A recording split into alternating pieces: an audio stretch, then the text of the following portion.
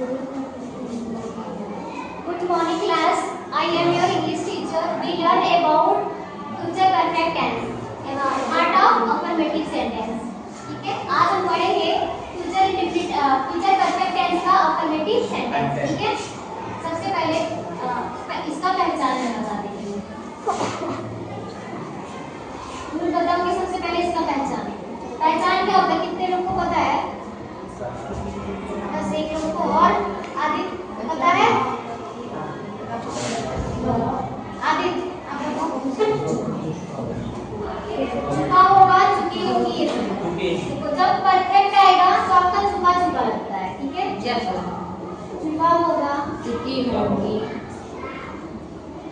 चुकी होगी चुकी और चुके होंगे. आदि ऐसे शब्द आते हैं तो उसे कौन सा टेंस बोलेंगे? Future perfect tense. Future perfect tense. ठीक है? पहचान सभी को आ गया? Yes ma'am. जिस वाक्य के अंत में अगर कोई वाक्य लिखा उसके अंत में चुका होगा, चुकी होगी और चुके होंगे, अगर ऐसे कोई शब्द आते हैं तो आप तुरंत पहचान जाना कि ये कौन सा टेंस है. Future perfect. फ्यूचर का मतलब लास्ट में भाग ही होने से परफेक्ट का मतलब चुका चुका. यस. ठीक है? पहला रूल इसका अफर्मेटिव सेंटेंस का आई और बी के साथ. आई बी के साथ क्या लगता था? सेल. सेल. अब यहाँ पे आप लगाओगे सेल है. ठीक है? आई और बी के साथ सेल है. बाकी अन्य कर्ता के साथ विल हैव. Very good. बाकी अन्य कर्ता के साथ विल हैव. विल है. विल हैव का यूज करते हैं. समझ में आया? पहला रूल आई तथा बी के साथ सेल है और अन्य कर्ता जो होंगे उसके साथ आप क्या लगाओगे? विल हैव का यूज करते हो. और एक चीज इसमें विल हैव का यूज करके आपको लगाना वर्ब का कौन सा फॉर्म? Third form. ठीक है? ये चीजें आप इसमें ध्यान रखिए. परफेक्ट जितना भी होता है परफेक्ट में थर्ड फॉर्म का यूज करते हैं. ठीक है? समझ आया? विल हैव सेल है तो जान जाओगे आई बी के साथ सेल है और बाकी जो भी होगा विल है. फिर उसके साथ वर्ब का कौन सा फॉर्म यूज होगा? Third form. ठीक है? स्ट्रक्चर में लिख लीजिए. सब्जेक्ट दिया सेल हैव. फिर वर्ब का third form. Third form plus structure ये रहेगा. पहचान जाओगे ना? अब इसका वो लिखोगे मैं कर लोगे एग्जांपल. राम घर जा चुका होगा. कितने लोग इसको कर लेंगे? घर जा चुका होगा. लास्ट में गा आया है, चुका होगा आया है ना? तो पहचान तो यही है. अब इसको कितने लोग कर लेंगे यार तुम बताओ? राम सैल सिर्फ आई और बी के साथ लगेगा. विल है. Very good. उसके बाद गोइंग नहीं, वो फर्स्ट फॉर्म होता जाएगा ना. सेकंड फॉर्म वेंट होता है. Third form gone. ठीक है? थर्ड फॉर्म क्या होता है? गॉन. Gone to. समझ आया? उधर अनुराधा समझ आई? इसको आया दीपांशु. सिर्फ आई और बी के साथ आप सेल लगाओगे, बाकी कुछ भी रहेगा सबके साथ आपको क्या लगाना है? विल है.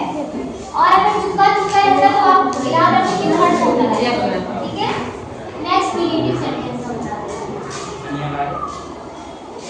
नेगेटिव सेंटेंस में अगर वाक्य नेगेटिव है, ठीक है? नेगेटिव का मतलब जानते हो क्या होता है? अगर वाक्य नेगेटिव है तो कहां पे नॉट लगाओगे बताना? विल हैव के बाद या शैल हैव के बाद हम लगाते हैं. बीच में नहीं, सब्जेक्ट के बाद उसके बीच में लगाते हैं. कहां? आदित्य आप बताओ. Stand up. विल. आप बोलो. कहां पे लगाएंगे? अरे वही शॉर्ट कहां पे? आदित्य आप बताओ. विल हैव और शैल हैव के बीच में नॉट लगाना है। मैं ये चीज बताई हूँ, सिर्फ आपको एक मेन होता है उसी के बाद नॉट लगाना है, ठीक है। विल हैव और शैल हैव के बीच में आपको क्या लगाना है? विल हैव या फिर शैल हैव, शैल हैव के बीच में आपको क्या लगाना है? ठीक है। अगर वाक्य निगेटिव है तो आप भी हैव या शैल हैव के बीच में क्या लगा दोगे? स्ट्रक्चर देना, सब्जेक्ट विल या शैल plus not plus have plus verb का थर्ड फॉर्म वर्ब का third form plus object. Example कौन बोलेगा? कौन बोलेगा एग्जांपल? राधा गाना नहीं गा चुकी होगी।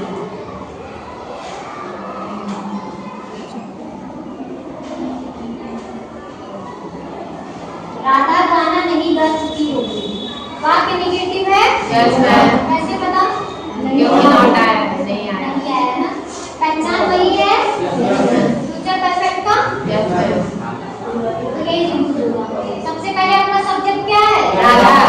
आदित्य बात में इसी के बढ़ते सब्जेक्ट क्या है? राधा। राधा। अब बताना भी शुरू आप। राधा के बाद क्या लगेगा? उसके बाद नॉट। उसके बाद वेरी गुड। सिंपल का फॉर्म नहीं याद है तुम्हें, बाकी भूल आ रहा है। देखो सिंग भी होता है गाना, लेकिन सिंग सेंग होता है सेकंड फॉर्म और संग होता है थर्ड, ठीक है। आईएनजी फॉर्म नहीं लगेगा इसमें, थर्ड फॉर्म लगेगा। तो सिंग का थर्ड फॉर्म क्या होता है? संग। गाना का क्या होता है? गाना का संगीत सॉन्ग। वेरी गुड सिडॉन। संगीत सॉन्ग आया समझ में? यस मैम, सभी को? Yes ma'am. किसी को कोई प्रॉब्लम है? नहीं। अरुण, विपिन, समझ आया? दीपांशु